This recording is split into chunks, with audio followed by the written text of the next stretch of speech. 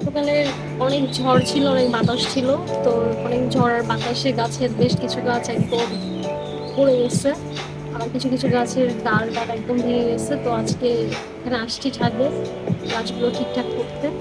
আবার অনেক জায়গায় অনেক টবে প্রচুর পানিও জমে গেছে। তো সেইগুলো আর কি পানি টানি পরিষ্কার করবো। তো কিভাবে কি করলাম সেটাই দেখার জন্য সবাই কেমন।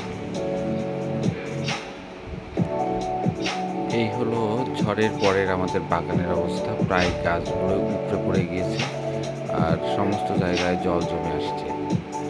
তো গাছগুলো ঠিক করব, জলগুলো ফেলে দেবো, কারণ হলো মশার জন্যে, ডেঙ্গু মশার জন্য সমস্ত জায়গার জলগুলো ফেলে দিচ্ছি। তারপর গাছগুলোর পাতা, কিছু কিছু পাতা কেটে কেটে ফেলে দেবো। এভাবে ডালগুলো কেটে কেটে ফেলে দেবো। ডালগুলো কেটে ফেলে দিলে ওই গাছটা পাতলা হবে, তখন গাছটা পড়ে যাবে না।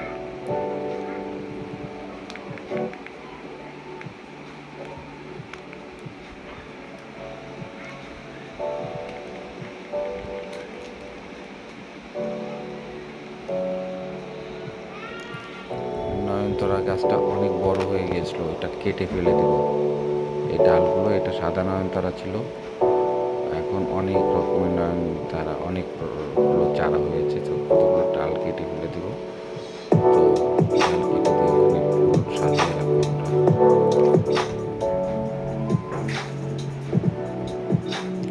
তারপরে এটা হলো লিলির পাতাও ফেলে দেবো। আর এই গাছটা অনেক পুরনো, এই পুরনো ডালগুলো কেটে কেটে ফেলে দিচ্ছি।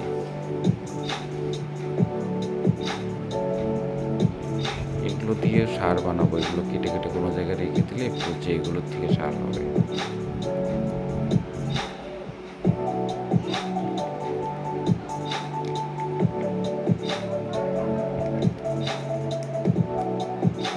এরকম পরিষ্কার করে করে ময়লাগুলির ভিতরে নয়নতারা ফুলের অনেক বীজই আছে, এইগুলোও ফেলে দিলে এখান থেকে অনেক চারা হবে। প্রথমে নয়নতারা একটা চারা নিয়ে আসছিলাম, এখন অনেক অনেক নয়নতারার, সাদা আছে, গোলাপি আছে, সাদাটা বেশি, গোলাপিটা কম আমাদের এখানে।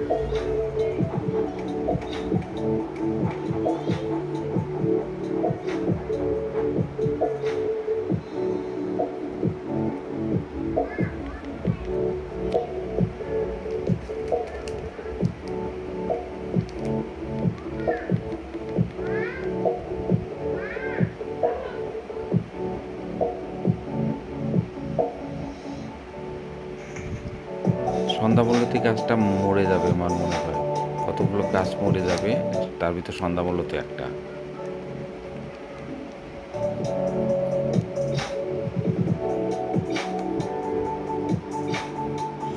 আপনারা যদি সময় পান তাহলে রেণুগোলার ছাদ বাগানে বেড়াতে আসতে পারেন, আপনাদের ভালো লাগবে আমার মনে হয়।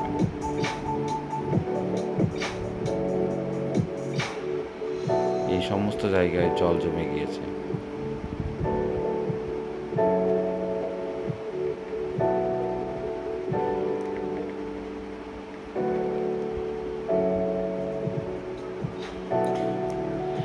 এই গাছটার যে কী হবে জানি না, এটার নিচেও অনেক জল জমে গিয়েছে, জলটা বের হতে পারছে না, জল ফেলানোর চেষ্টা করছে, দেখি কি হয়।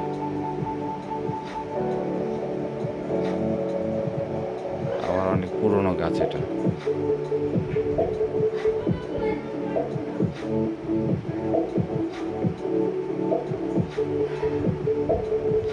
এই এই গ্লাসটা পরিষ্কার করে, এখানে অনেক ময়লা জমে গিয়েছে, এগুলো পরিষ্কার করে তারপর আবার নতুন করে রেণুগোলার ছাদ বাগান আমরা সাজাবো।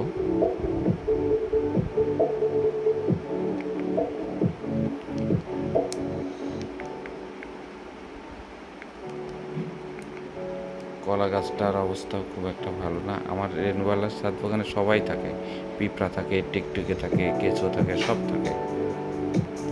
কারণ বুদ্ধ বলেছেন পৃথিবীর সকল প্রাণী সুখী হোক। রেণুবালার ছাদ বাগানে সবাই সুখে থাকে।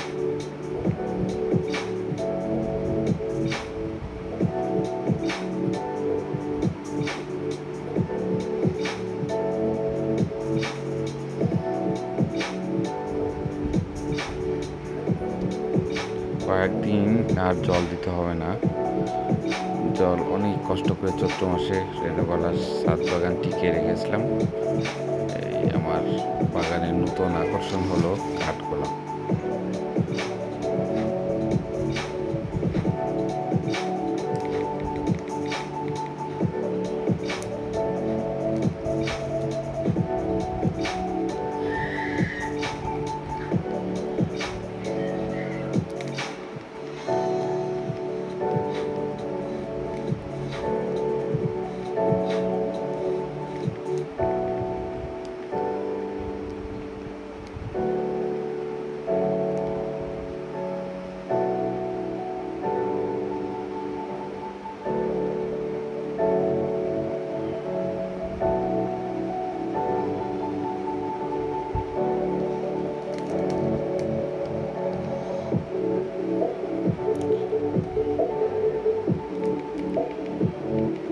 এই গাছটা এই কাঠগোলাপ যে দুই রঙের হয় আমি কখনোই দেখিনি, সাদা, হলুদ আর লাল।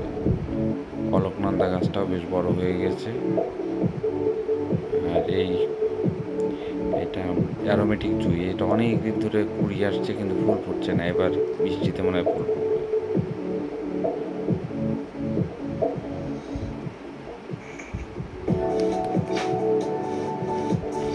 তো এই ছিল আমাদের রেণুবালার ঝড়ের পরবর্তী অবস্থা। তো আপনারা সবাই ভালো থাকবেন, যারা নতুন দেখছেন সাবস্ক্রাইব করে রাখেন, আরও নতুন নতুন অবস্থা আপনাদের জানাবো রেণুবালার। সবাই ভালো থাকবেন, ফুলকে ভালোবাসবেন।